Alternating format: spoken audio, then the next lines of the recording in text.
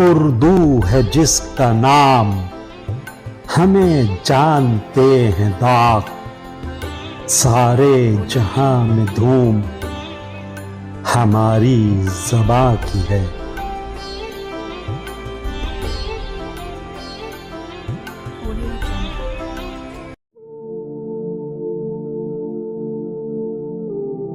کرن کرن اجالا سیریز، محمود فاروقی کے افسانے، مرتب مشہود فاروقی۔ آج کا افسانہ، شاشنری، تحریر محمود فاروقی، آواز و پیشکش مشہود فاروقی۔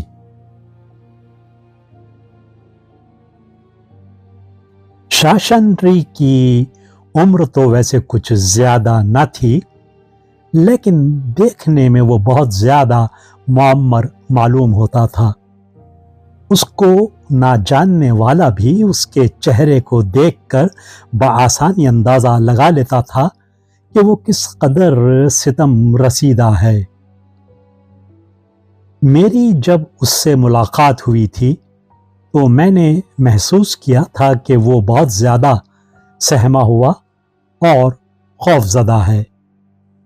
میز کی دوسری جانب دونوں ہتھیلیوں پر اپنا چہرہ ٹکائے اس نے بڑے سہمے ہوئے انداز میں پوچھا، جنگ کب ختم ہوگی؟ میں نے جواب دیا، جنگ کے ختم ہونے کا ابھی کوئی امکان نہیں۔ کیوں؟ اس مختصر سے سوال کا میں کوئی جواب نہ دے سکا، اور نہ ہی میرے لیے یہ ممکن تھا کہ جس بے ساختگی سے سوال کیا گیا تھا اسی بے ساختگی سے میں جواب بھی دے دیتا۔ میں نے اس کے سوال کو ٹالنے کے لیے ریسٹورانٹ کے ملازم کو بھنے ہوئے چیری لانے کا آرڈر دے دیا۔ شاشنری کے چہرے بشرے سے بھی یہی اندازہ ہو رہا تھا جیسے وہ اپنے سوال کا جواب لینا نہیں چاہتا، اور شاید وہ اس سوال کو بھول بھی گیا تھا۔ چنانچہ وہ ان امریکی ٹامیوں کو دیکھتا رہا جو ابھی ابھی سنگاپور کی بندرگاہ پر اترے تھے۔ کوہر آلود شام میں موٹے موٹے لبادے پہنے جب وہ بندرگاہ کے پل سے اتر رہے تھے تو مجھے بحری ڈاکوؤں کے متعلق پڑھی ہوئی بہت ساری کہانیاں یاد آ گئیں۔ چنانچہ میں نے روایتی گوارما کا قصہ چھیڑ دیا کہ وہ کس طرح جزیرہ ہوناشی سے نکل بھاگا تھا، لیکن شاشنری کسی اور ہی خیال میں غرق تھا۔ اس نے بھنے ہوئے چیری کے خالی پیکٹ کو اپنی مضطرب انگلیوں سے مسلتے ہوئے کہا، مجھے ان لٹیروں سے کوئی دلچسپی نہیں، میں عالمی امن کے متعلق سوچ رہا ہوں۔ امن کے متعلق اگر میں کوئی ایسی تجویز پیش کر سکوں جو ابھی تک کسی کے ذہن میں نہ آئی ہو تو بتاؤ، کیا یہ ایک عجیب و غریب کارنامہ نہ ہوگا؟ کیا تم نے ایسی کوئی بات سوچی ہے؟ ہاں، تھوڑی بہت، لیکن ابھی میں پورے یقین سے اسے پیش نہیں کر سکتا۔ پھر وہ کچھ دیر رک کر کہنے لگا، اصل میں مجھے اس غرض کے لیے ایک بڑی قربانی دینی ہوگی۔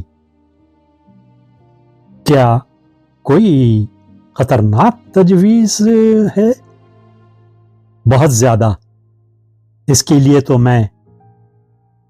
پھر نہ جانے کیوں اس نے اپنا فقرہ پورا نہ کیا اور اچانک ایک دوسری ہی بات پوچھ بیٹھا، لوگ اس شخص کو کیا کہیں گے جو اپنے وطن کو ساری دنیا کے لیے قربان کر دے؟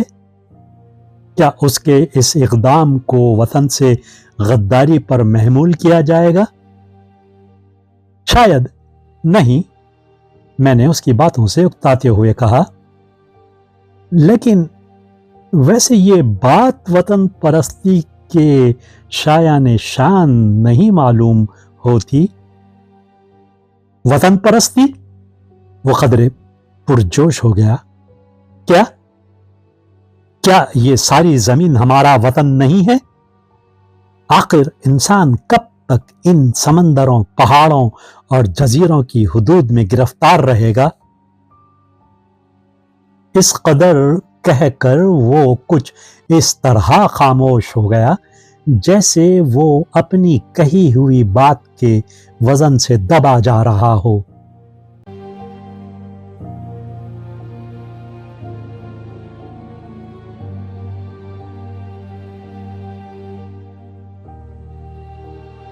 اس گفتگو کے بعد چند ہفتوں تک میری شاشنری سے کوئی ملاقات نہ ہو سکی۔ البتہ اس دوران میں میرا یہ گمان قوی ہو گیا کہ شاشنری کا دماغی توازن کچھ نہ کچھ ضرور بگڑنے لگا ہے۔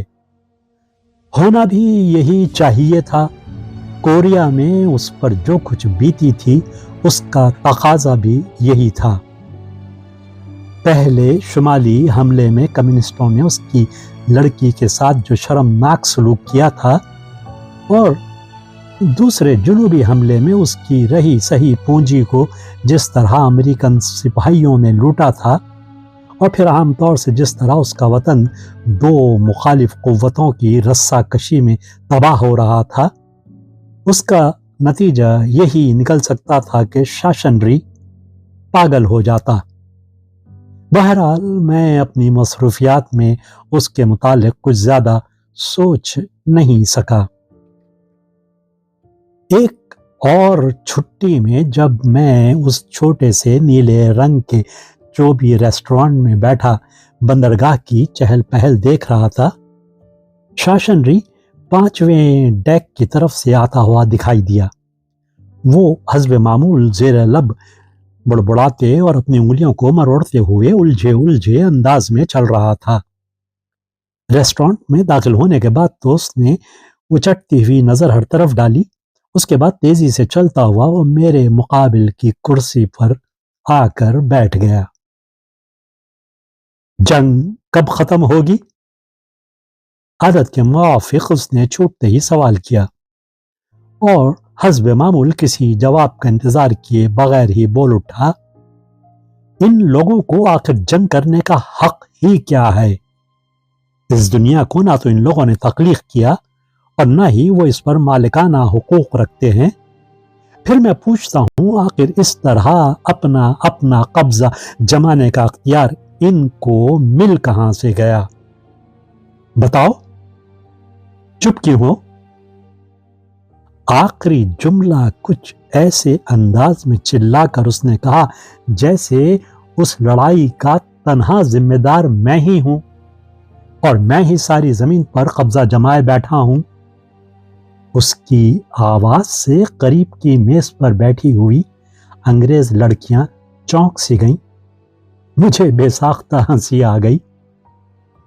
وہ مبہوت بنا کبھی مجھ کو اور کبھی ان لڑکیوں کو ٹکٹکی لگائے دیکھتا رہا، جیسے وہ ہماری کیفیت کو بے معنی اور بے موقع سمجھ رہا ہو۔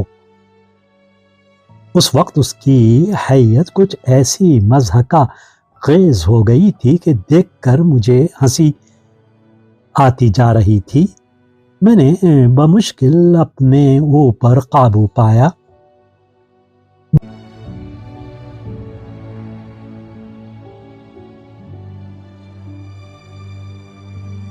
بلا شبہ وہ اس وقت یوں معلوم دے رہا تھا جیسے مرغی کا کوئی بڑا سا بھنا ہوا چوزا زندہ ہو کر پلیٹ میں اٹھ بیٹھا ہو۔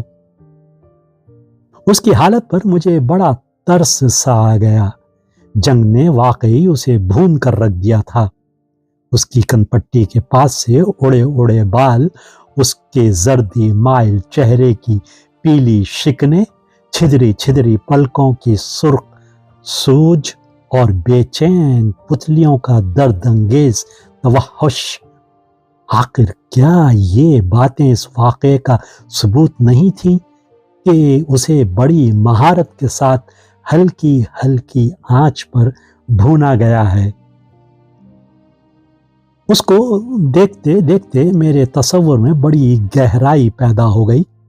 मुझे कोरिया एक तिकोनी डिश की तरह नजर आने लगा, जिसके नीचे इंसानी लाशें ईंधन की तरह सुलग रही थीं और जिसके ऊपर इंसानी जिस्म मुर्गों के चूज़ों की तरह भूने जा रहे हैं और जिसके अतराफ बहुत सारे जल्लाद बावर्ची तरह तरह की कफगीरें पकड़े खड़े हुए थे।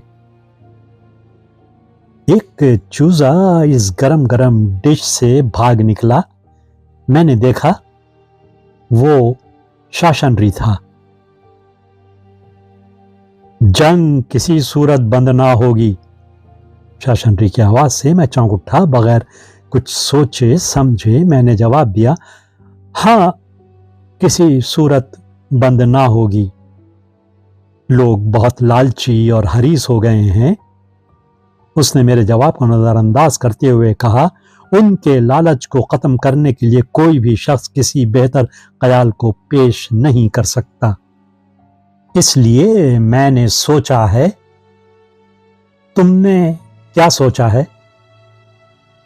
वो कुछ देर खामोश हो गया, फिर मेज पर कदरे झुककर आहिस्ता आहिस्ता बोलने लगा, मैंने सोचा है कि जंग को हमेशा जारी रहना चाहिए। हमेशा? मैं चौंक सा गया। हाँ, हमेशा। मैं इस बारे में एक मुफस्सिल तजवीज़ अपने पास रखता हूँ।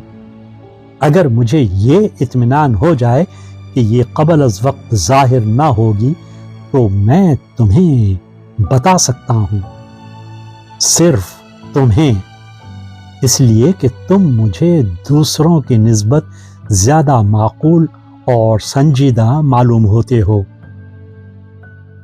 मैंने उससे वादा किया।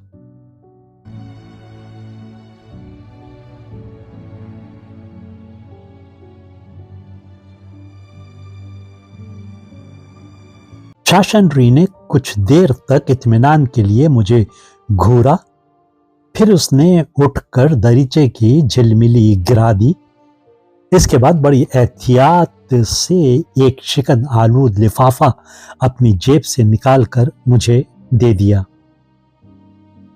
ये लिफाफा मिस्टर ली, मोतमद अमूमी अक़वाम मुत्तहदा का मौसूमा था। अंदर 2-3 सफ़हात पर मुश्तमिल सलामती कौंसल के नाम एक बाकायदा तजवीज़ दर्ज थी।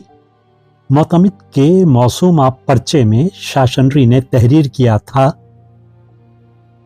मैं अब ऐसी सारी तदाबीर से मायूस हो चुका हूँ जो जंग को रोकने के लिए इंसानी दिमाग सोच सकते हैं।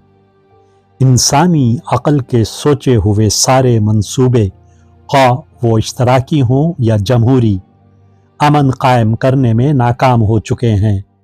मुझे अब ऐसे तसव्वुर पर एतक़ादो यकीन नहीं रहा है। दुनिया को तबाही से बचाने की अब एक ही तदबीर रह जाती है कि जंग को मुस्तक़लन एक मख़सूस ख़ित्ते ज़मीन में महदूद कर दिया जाए।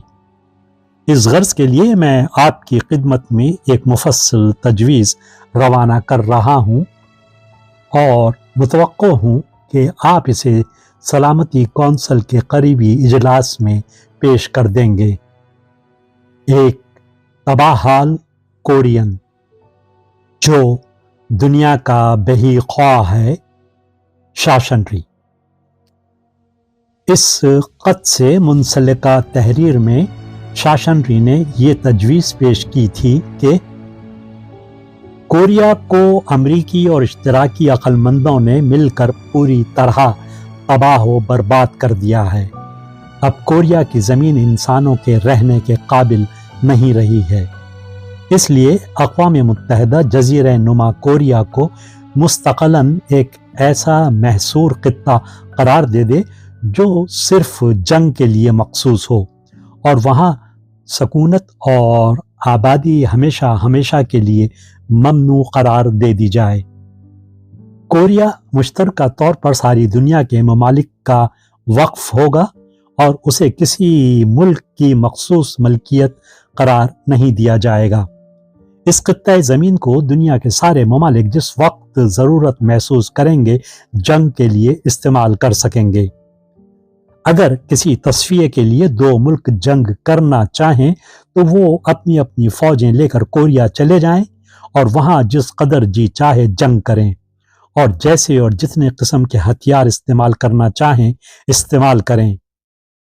جو ملک اس لڑائی میں ہار جائے تو وہ متنازع فی مسائل میں فاتح ملک کی شرائط کو تسلیم کر لے۔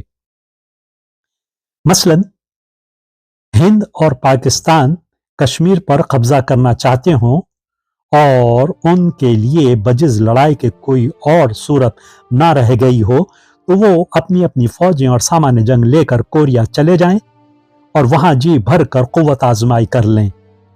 ان میں سے جو لڑائی جیت جائے اقوام متحدہ کشمیر پر اس کے قبضے کو تسلیم کر لے۔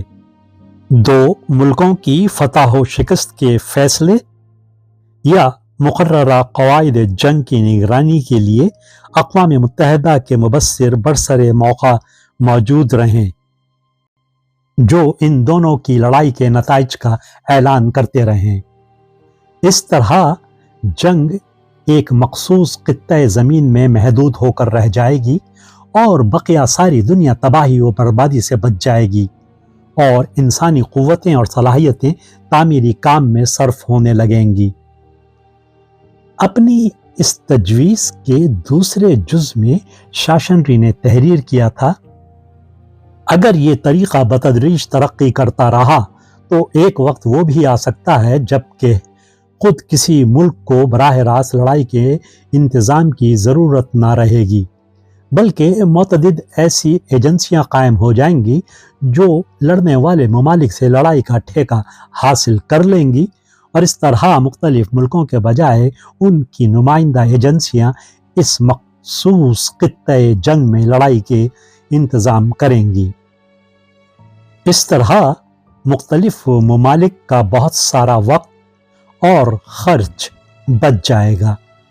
انہیں صرف لڑنے والی ایجنسیوں کے ٹینڈر ادا کرنے ہوں گے اور اقوام متحدہ میں کوریا کے میدان جنگ کے انتظامات کے لیے تھوڑا بہت خرچ داخل کرنا ہوگا جس پر ان کو لڑائی کا اجازت نامہ حسب پروگرام مل جایا کرے گا۔ اس قسم کی ٹھیکہ دار ایجنسیوں کے لیے ضروری ہوگا کہ وہ اقوام متحدہ سے اپنے لائسنس حاصل کر لیں۔ اگر بغیر لائسنس کے کوئی ایجنسی جنگ کا کاروبار شروع کر دے یا اقوام متحدہ کی اجازت کے بغیر کوریا میں لڑائی لڑی جائے تو اس کو غیر قانونی قرار دے دیا جائے اور مجرمین پر اقوام متحدہ کی عدالت میں مقدمہ چلایا جائے۔ اس آنے والے مستقبل کے متعلق شاشنری نے بڑی رنگین اور جذباتی عبارت لکھی تھی اور ایک طرح سے منظر کشی کرتے ہوئے تحریر کیا تھا۔ وہ بھی کیا وقت ہوگا جبکہ اخباروں میں کرائے پر لڑنے والی ایجنسیوں کے اشتہار شائع ہوں گے کہ ہم بہترین لڑائی کا ساز و سامان رکھتے ہیں، ہماری ایجنسی کو تجربہ کار ماہرین جنگ کی خدمات حاصل ہیں اور ایسے خفیہ ہتھیار بھی موجود ہیں جن کا علم دنیا بھر میں کسی اور ایجنسی کو نہیں ہے۔ ہمیشہ فتح و کامرانی کے لیے ہمارے تجارتی نشان کو یاد رکھیے۔ اور حکومتیں جنگ کے ٹینڈر طلب کریں گی۔ ٹینڈر مطلوب ہیں ایسی لڑاکا کمپنیوں کے جو 5 ایٹم بم، 2 ہائیڈروجن بم، 50,000 جیٹ طیارے اور 5 لاکھ پیدل فوج وغیرہ وغیرہ فراہم کر سکیں۔ نیز ان کو جنگ کا دیرینہ تجربہ حاصل ہو۔ درخواست کے ساتھ فتوحات، مہارت اور تجربے کی اسناد मुंसलिक की जाएं। और फिर जब दो एजेंसियों में लड़ाई होगी तो सारी दुनिया में रेडियो और टेलीविजन के जरिए इस लड़ाई का आंखों देखा हाल पेश किया जाएगा और सब लोग अपने अपने घरों में इत्मीनान के साथ बैठे दो मुल्कों की लड़ाई का मंजर इस तरह देखते रहेंगे जिस तरह वो क्रिकेट मैच देखते हैं। इस तजवीज के आखिर में शासनरी ने बड़े दर्दमंदाना अल्फाज में लिखा था कि मैं बड़े ईसार और कुर्बानी से काम लेते हुए अपने वतन कोरिया की सरजमीन को सारी दुनिया के लिए बतौर वक्फ के पेश कर रहा हूं। अगरचे मुझे इसका बड़ा दुख और कल्क है, लेकिन इस वक्त बजिज इसके कोई और सूरत मुमकिन ही नहीं है। मैंने एक अजीब कैफियत में कि मुझे कुछ तो हंसी आ रही थी और ज्यादातर बेचारे शासनरी पर तरस इस दिलचस्प तहरीर को ख़त्म किया। इस दौरान में शासनरी बड़े बेचैनी से पहलू बदलता रहा।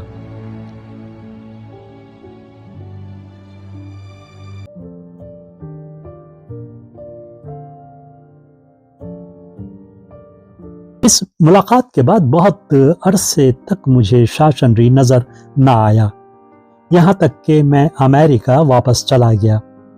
अमेरिका पहुंचने के कुछ अरसे बाद मुझे बहैसियत रिपोर्टर के लेक सेक्सिस में मुतय्यन कर दिया गया।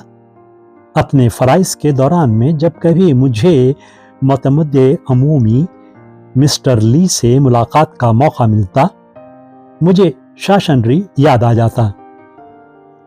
मैंने कई बार सोचा भी कि उनसे मालूम करूं कि कभी शासनरी नामी किसी शख्स ने आपके नाम कोई खत सिंगापुर से लिखा था, लेकिन मेरी हिम्मत नहीं पड़ी। मगर शासनरी से एक और मुलाकात खुदा ने मुकद्दर में रखी थी, जिसकी तफसील जिस कदर दिलचस्प है उसी कदर इबरत अंगेज भी है। इन दिनों अक़वाम मुत्तहिदा के दफातर बड़ी सरगर्मी से काम कर रहे थे। मेरे कामों में बड़ी ज्यादती हो गई थी। असल में उस वक्त दुनिया के 4 बड़े इंसान आलमी मसाइल को क़तई तौर पर हल करने पहली मर्तबा अक़वाम मुत्तहिदा में जमा हो रहे थे और ये सारा हंगामा उन्हीं की खातिर मचा हुआ था। इस दौरान में एक अजीब व गरीब वाक़या पेश आया। ऐन उस वक्त जबकि 4 बड़ों की कॉन्फ्रेंस के इनेकाद में सिर्फ निस्फ घंटे की देर थी, एक सार्जेंट दौड़ता हुआ आया और उसने इत्तला दी कि कॉन्फ्रेंस के हाल के कमरे किसी ने अंदर से बंद कर लिए हैं और तरह तरह की आवाजें अंदर से सुनाई दे रही हैं। मैं भी दूसरों के साथ दौड़ता हुआ वहां पहुंचा और बदिक्कत हमने हाल के बड़े दरवाजे को खोला। एक शख्स तमाम मेजों और कुर्सियों को उठा उठा कर फेंक रहा था। तमाम सरकारी अमसला इधर उधर बिखरी हुई थी और वो चिल्ला चिल्ला कर कह रहा था, अक़वाम मुत्तहिदा तुम्हारी मिल्कियत नहीं है, ये खुदा की मिल्कियत है। जब उसकी नजर हम पर पड़ी तो वो चिल्लाया, अभी अवाम को यहां दाखिल होने की जरूरत नहीं। हमने जब उसे पकड़ना चाहा तो वो मज़ाहमत पर आमादा हो गया। बमुश्किल उस पर काबू पाया गया और तस्मों से उसके हाथ पैर बांध दिए गए। जब हम उसे कशा कशा निचली मंजिल की तरफ ले जा रहे थे तो वो बुरी तरह चिल्ला रहा था, मुझे छोड़ दो, दुनिया को अमन की जरूरत है, अक़वाम मुत्तहिदा खुदा की मिल्कियत है, मुझे अमन चाहिए, अमन।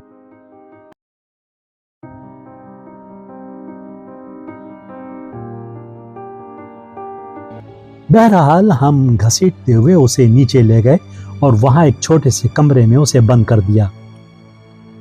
लंच के बाद मैं मजीद तहकीक के लिए उस कमरे में गया जहां उसे बंद कर दिया था।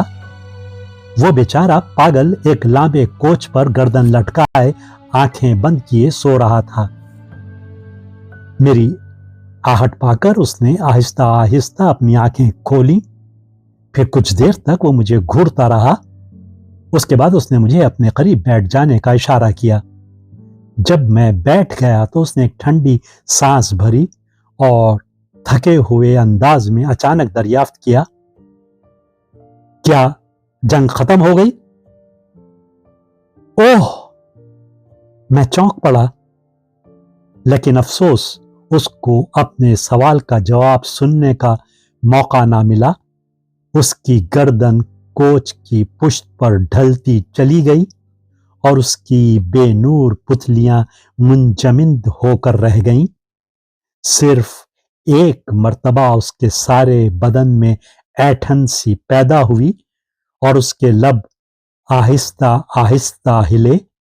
वो अपने आखिरी वक्त में वही जुमला दोहरा रहा था, अमन चाहिए, अमन। अक़वामे मुत्तहदा खुदा की मिल्कियत है। पहली मर्तबा मुझे उसका घुटता हुआ फ़िक्रा बहुत ज़्यादा कीमती और बामानी मालूम हुआ और मैं उसकी उखड़ती हुई रूह के सामने ताज़ीमन झुक गया। मुझे लेक सेक्सस के वो अजीब व गरीब सहपहर हमेशा याद रहेगी, जबकि अक़वाम मुत्तहदा की एक कमरे में एक लांबे कोच पर एक गरीब कोरियन का बेजान लाशा पड़ा हुआ था और डूबते सूरज की जर्द धूप एक रोशनदान से उसके चेहरे पर पड़ रही थी। और इस कमरे के ऊपर दुनिया के 4 बड़े अक्लमंद खुदा की मिल्कियत का बंटवारा करने के लिए आपस में उलझ रहे थे। इस कमरे से निकलते वक्त जो आखिरी ख्याल मेरे जहन में घूम रहा था वो यही था कि शासनरी का जुनून इन 4 बड़ों की दानिशमंदी से ज्यादा कीमती और बावकार है। काश दुनिया अजीम तर शासनरी को पहचान सके जो कोरिया की उबलती हुई तिकोनी डिश से एक झुलसे हुए चूजे की तरह फांद कर भाग निकला था। वीडियो देखने के बाद चैनल को सब्सक्राइब करना ना भूलें और ताज़ा तरीन अपडेट्स के लिए घंटी के बटन को ज़रूर दबाएं ताकि हमारे मुनफरिद और पुरअसर पैगामात आप तक पहुंचते रहें। और अगर लाइक करें तो अपने दोस्तों के साथ शेयर करें। शुक्रिया।